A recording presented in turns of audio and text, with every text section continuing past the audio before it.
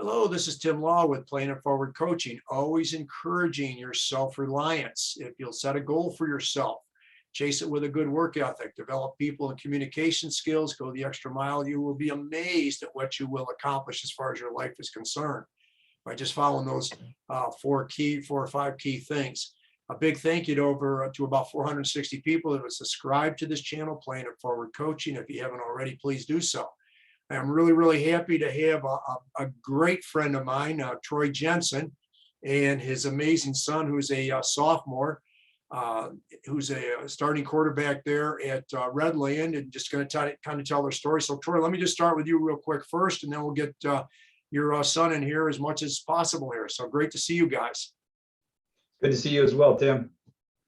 Yeah. Yes, good to see you. Yeah. And so anyway, Troy, can you give us a little story here? I know you've been working with your son for a number of years. You were a college Division I player yourself, I believe, was it San Jose State? Do I have that recollection correct? That is correct. Yep. I played at San Jose State many, many years ago now, Tim. Yeah. But with that knowledge and with my coaching background, I actually started Roman on his journey when he could first pick up a ball and teach him just a few things so he could get some of those good habits started right away. Sure. Well, and obviously he's done very well with it. So Roman, tell us a little bit about, what it's meant to have, a coach like your dad in the corner. Because I coached my son and daughter in sports, many years ago, my daughter in tennis, and as well as my son, many years ago. So what's it like having your dad, as a coach? Oh, it's great most of the time. Sometimes, he's always there. He comes to every game, and he knows a lot about the game, so I can pick up a lot of things from him. And he started me early, like you said, and he's just progressed me over the years. And a lot of my skills today are thanks to him. Sure. Well, I can safely say this as somebody who's also coached a son and a daughter. And Troy, I know you really, really well. I know there's no question that you're as tough or harder on your son than, a lot of the other coaches would be, because you do expect so much out of him. So I know that that's probably part of your coaching with him. Is that pretty accurate? That is accurate. And you know as well as I do, that's always a balancing line with regards to being a dad and also having a vast, knowledge of the game. I read a long time ago in an article, an instructor core with me is when there was like 1,000 or so athletes from all different levels interviewed, and with regards to survey questions, and one of the questions posed to the athletes were like, who do you love to have at your games? And the answer was grandparents. And well, why not your parents? Well, a lot of times because my parents, I love them being there, but after the game, they always want to coach me right away. Well, why do you love the grandparents? Because mainly the thing they said is, you know what, we just love watching you play. And they really enjoyed that. So I've tried to do that, right, Roman?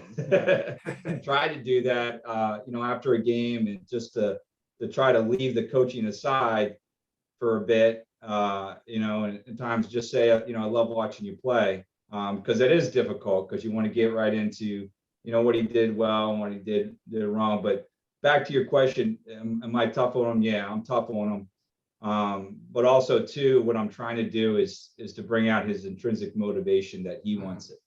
I can't, we've had discussions before, I can't want it more than you do. And that goes for any player, but especially, the father-son relationship. I don't want to, put too much pressure or too much structure that it's not him, and therefore he loses his motivation to do it himself. Yeah, certainly agree with that, Troy. And just the idea that and I've always said this, whether it was coaching my wrestlers or the tennis guys or girls, that, if they'll bring that fire or desire on the inside, that fire in the belly, as we call it, we can make a player out of them regardless of what sport they're in, But like you were saying, that's what they actually have to bring to the table there. So, Roman, as far as your desire, I know you started young and everything like that. How do you feel your desire is, currently and going forward as far as, some of your long-term goals as far as playing football? Well, ever since an early age, I wanted to play in the NFL, and everything I've done since then, football, I play basketball and I used to play baseball, but football has always been my main sport. That's the one I love. And I've been working hard these past couple of years. I got the chance to start as a freshman for varsity, working hard, and then again this year I started. So I just keeping to work forward and working hard with those goals is really going to help me achieve get into college and hopefully eventually the pros. Sure, sure. And being as young as you are, you got a lot of growing time left, as your dad already knows. How tall and how much do you weigh right now? I'm about 6 foot 190-ish right now. Okay. Okay. Wow. That's great size, Troy. I think you'd agree for a kid who's only a sophomore. He's Yeah, probably- it is a good size. He's worked hard on that. Of course, me being not only a coach, but a former PE and health teacher, he's tracks his nutrition. He knows, about the three macronutrients and what their purposes are. And he knows how much he needs to get on a daily basis. And he does a good job. Of course, I got to keep him accountable from time to time, but he knows what he needs. And he works hard. I mean, like right now, he's waking up at 5:20 in the morning to work out with me 4 days a week here at the house. And so, and I usually don't have to wake him up. He's got an alarm set, and very rarely does he come down with any kind of misgivings or attitude. It's him wanting to work. Sure. Of course, he's going to be a sleepy teenager, but he puts forth that effort. Yeah. Well, I don't have to tell either one of you guys, especially you, Troy, that, it's those little edges that can make all the difference in the world. The guy getting up at 5:20 when the other guys, the competition is, they're not getting up till, 6:20 or whatever it is. And just those little edges of, like you say, nutrition, proper rest and sleep, etc. And then certainly the working out, makes a big difference. That's for sure. So going forward, okay, you were talking about possibly looking as far as, potentially the NFL, which is a high bar, and, you got to have that goal in your mind. That's for sure. What about collegiately, Roman? What are you guys been thinking any particular directions at this point? I'm sure given the idea you started as a freshman, there's got to be some schools, I would think, that you're on their radar screen. Yeah, this past year, we started submitting some recruiting questionnaires for different schools, and we went to camps. I've been to Maryland, Penn State, Rutgers. 2 weeks ago, I had a game day visit at Maryland, so that was a great experience. Just getting exposure to all these colleges is really what we're trying to do right now, and then hopefully, when I get to my junior year, some offers will start coming around. Sure. No, that's great. And what would you like to, and maybe a little early, what would you like to major in as far as collegiately? I'm not sure right now. I'm not sure. Yeah. That's something we're trying to sort through, and we have conversations both as mom and I, just trying to sort through what his passion might be with regards to something outside of football, and something maybe inside of football beyond playing. There's many aspects to the sport than just putting a helmet on. There's the coaching side of it. There's the front office side of it. There's, a lot of different things. And with regards to the college thing, yeah, we started early because he ended up starting as a freshman with regards to the recruiting. Me being a college coach, I know a little bit more about the recruiting process. But I think what our goal is, and we've talked about this as extensively, and we'll continue to talk about it as he grows, is he's looking for a school that has a great football atmosphere. And that could be a D3, it could be a D2, it could be a D1. And we've already had or been talked to, I guess, with regards to, because he's got some things against him with regards to that. He's only 6 foot. And they look for a lot of dual threat and We're working on speed, but our issue is we don't necessarily say, oh, he's definitely a D1. No, we're going to try to get him to be the best version of Roman. And we're going to look at a D3 school just like we look at a D1 school. And if he gets that opportunity, awesome. But really what we're trying to do is get him to a good school that has a great football atmosphere. It makes a lot of sense. And obviously you want that kind of a scenario. And let's face it, and Troy, preaching to the choir to you. I mean, if you go D1, which, if you're good enough to make that level, it's fantastic. But let's face it, that they own you. There's no question about that as far as the D1 is concerned, Yeah, and in my experience too, it's the lower levels nowadays. When I say lower levels, D2, D3, you got to love the game just as much or more than the D1 athletes, because a lot of coaches run their programs just the same. Sure. But you don't have a lot of the perks that D1s have. In a D1 locker room, you might walk in there and there's muscle milk and protein shakes and not candy bars, but power bars or something like that they can just easily take. That's not happening at the lower levels. Yeah. You have to do it yourself, and you're still going to be waking up at early in the morning to work out, to go to workouts, just like they do at the higher levels. So at that case, and Roman loves the game. There's no question about that. So it's just a matter of there's good football schools out there. When I say good football schools, they have the great atmosphere of the student body as well at each one of those levels. So sure.